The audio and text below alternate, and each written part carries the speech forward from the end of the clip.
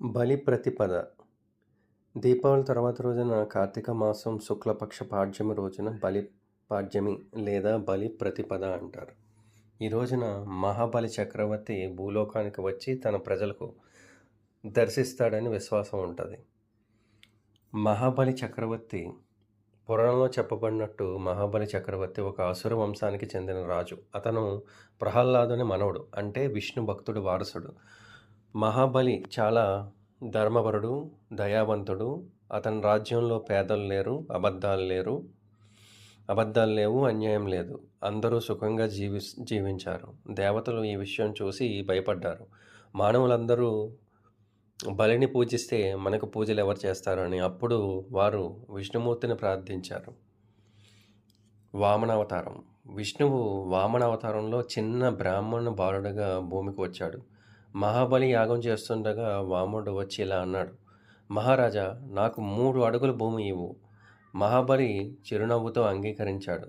కానీ వెంటనే వామనుడు మహావిష్ణువు రూపం ధరించాడు. 1 అడుగు భూమిని కొలిచాడు, 2 అడుగు ఆకాశాన్ని కొలిచాడు, 3 అడుగు వేసేందుకు స్థలం మిగలలేదు. అప్పుడు మహాబలి వినమ్రంగా అన్నాడు: ప్రభు, నా తలపై 3 అడుగు వేయండి. విష్ణువు ఆయన తలపై కాలు పెట్టి అతన్ని పాతాళలోకానికి పంపించాడు. కానీ విష్ణువు మహాబలిచే చూపిన భక్తి చూసి దయతో అన్నాడు: ప్రతి సంవత్సరం ఒకరోజు భూలోకానికి వచ్చిన నీ ప్రజలను దర్శించు. ఆ రోజు దీపావళి తర్వాత రోజు బలిపాడ్యమి.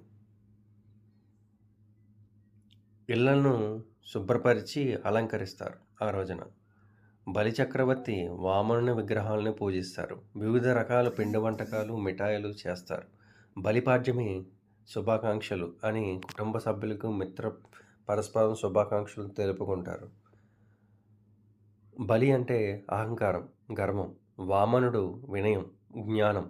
ఈ కథను మనకు చెబుతుంది, అహంకారం ముందు వినయం నిలబడితే దివ్య జ్ఞానం పుట్టుకొస్తుంది.